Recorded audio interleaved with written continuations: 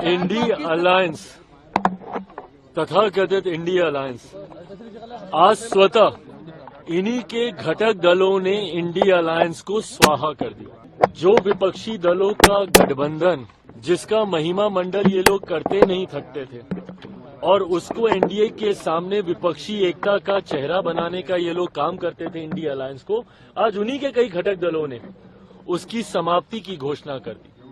ऐसे में एक बात तो तय हो गई है कि विपक्ष पूरी तरीके से बढ़ चुका है और इस बात को मैंने कई बार बोला है कि जब महत्वाकांक्षी दलों का गठबंधन होता है तो वो कभी एक साथ नहीं रह सकता। ऐसे भानुमति के कुनबे को कई बार बनते और बिगड़ते हम लोग देख चुके हैं।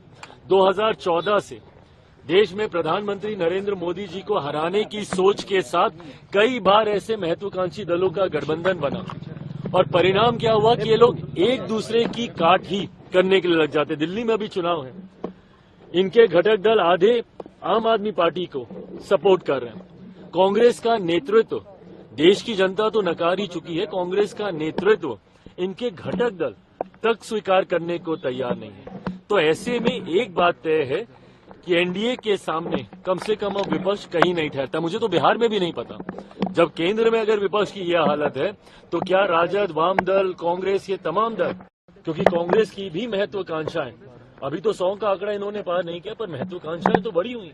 चुनाव आते आते तक बिहार में भी ये इंडिया अलायंस है, महागठबंधन है, यूपी है, मुझे नहीं पता कि क्या है, पर मुझे नहीं लगता कि चुनाव आते आते तक बिहार में भी विपक्षी दल एक साथ रह पाएंगे। ये सोच एक सत्ताधारी, एक राज्य की सत्ताधारी दल के प्रमुख की ये सोच, और वो भी एक ऐसे राज्य की सत्ताधारी पार्टी जो कि देश की राजधानी है।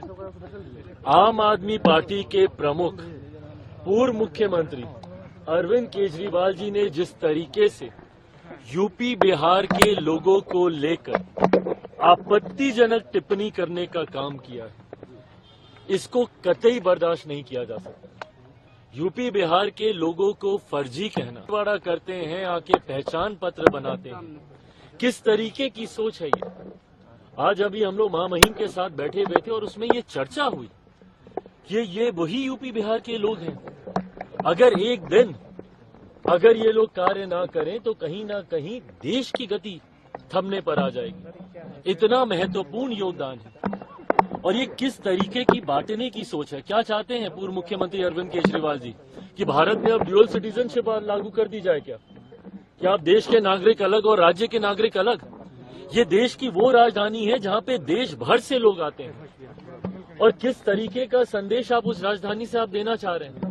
और कल को आपको वोट भी इन्हीं का चाहिए, जाएंगे भी इनके पास और इन्हीं को गाली भी देंगे।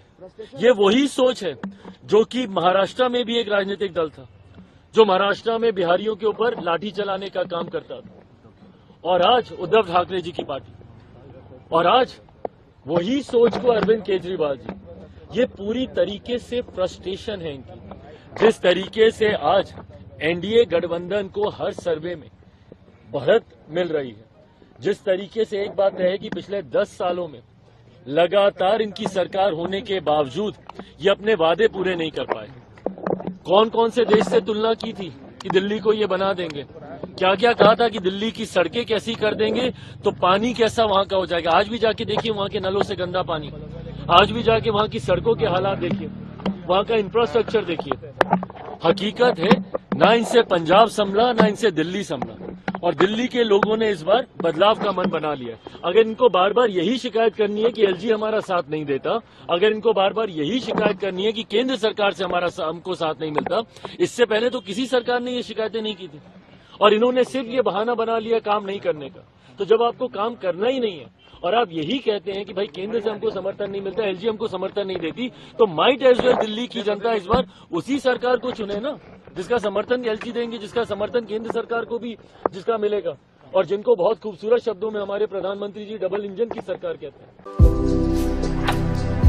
भारतर एकमात्र परीक्षित बायोसार पृथ्वी प्रो माटी को रखे सुस्थ, दिए नुआ जीवन। धान, पनीपरिबा और डाली जातीय फसल लाभदायक, अमल बढ़ाए, रोग कमाए।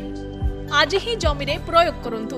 जोगाजोग पई 9937054201 नंबर को डायल करंतु। आम सह जोड़ी हेबा पाई आमकु लाइक फॉलो और सब्सक्राइब करंतु। अधिक अपडेट पाई विजिट करंतु आम वेबसाइट thequiver.in।